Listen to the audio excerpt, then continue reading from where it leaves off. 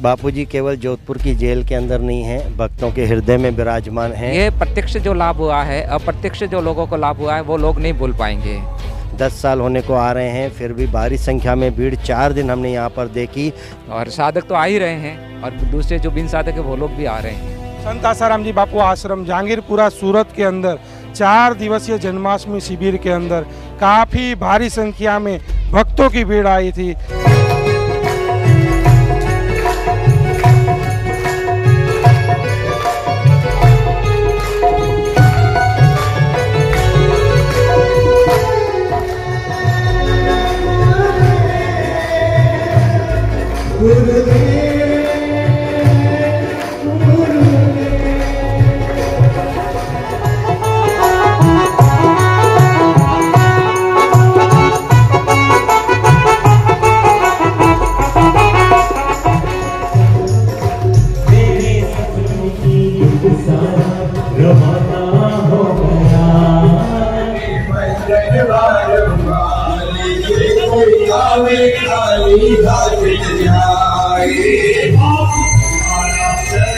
बापूजी केवल जोधपुर की जेल के अंदर नहीं हैं, भक्तों के हृदय में विराजमान हैं, आनंद रूप से विराजमान हैं, शक्ति रूप से विराजमान हैं, शांति रूप से विराजमान हैं, सत्संग के रूप में विराजमान हैं, ज्ञान के रूप में विराजमान हैं।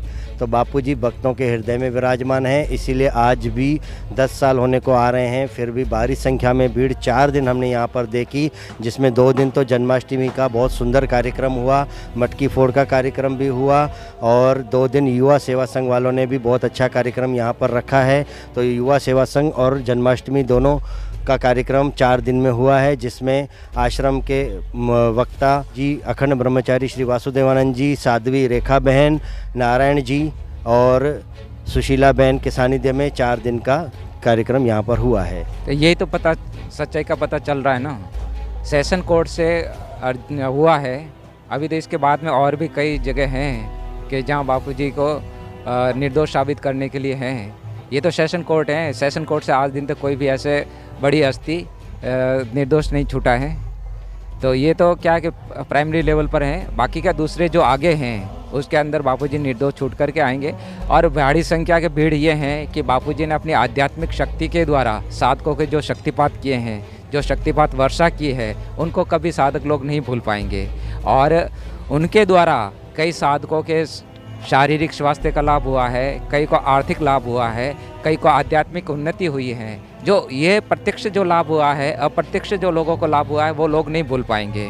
और यहाँ आश्रम में आने के बाद में लोगों को शांति मिलती है, उनको यहाँ आकर के एकदम ऐसा लगता है कि हम अपने घर में आ गए हैं, इसके कारण यहाँ आ रहे हैं। और यहाँ आकर के ही लोगों को ऐसा लगता है कि हाँ, हम अपने वास्तविक घर में आए हैं। इसलिए लोगों की भीड़ अभी तो दिने दिने नवम क्षणे क्षणे, मतलब प्रतिदिन नया नया लोगों की भीड़ आ रही है, जिनको हमने कभी देखा नहीं सुना नहीं, वो लोग भी अभी आने लगे हैं। क्योंकि कई लोग तो टीवी पे देखते हैं कि भाई चलो इतना कुप्रचार हुआ है, इनका टीवी में मीडिया में इतना सारा बहुत कुछ बताया है, चलो देख करके आते हैं। तो इस बहाने भी लोग आ रहे हैं और साधक तो आ ही रहे हैं और दूसरे जो बिन साधक है वो लोग भी आ रहे हैं।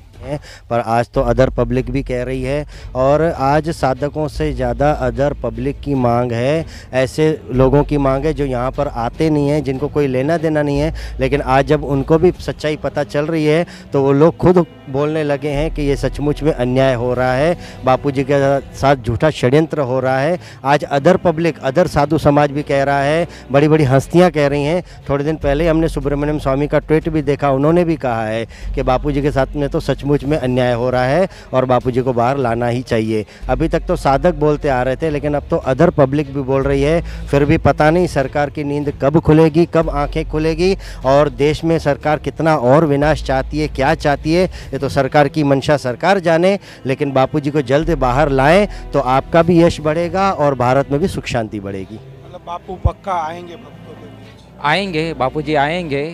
बापूजी का एक एक वचन, प्रकृति, संकल्प सब पूर्ण करते हैं। क्योंकि बापूजी ने कहा था कि पहले मेरी शिल्पी बेटी निकलेगी, फिर दूसरे लोग निकलेंगे, शरद भाई वगैरह निकलेंगे, फिर बोले हम भी तुम्हारे बीच में आ जाएंगे। तो बापूजी आ ही जाएंगे और इस तरीके से आएंगे कि पूरी दुनिया जय जयकार करेगी। आने ही वाले बापूजी। संत आसाराम जी बापू आश्रम जहांगीरपुरा सूरत के अंदर 4 दिवसीय जन्माष्टमी शिविर के अंदर काफ़ी भारी संख्या में भक्तों की भीड़ आई थी। कैमरामैन अंजनी के साथ नीलेश ठक्कर, सूरत से।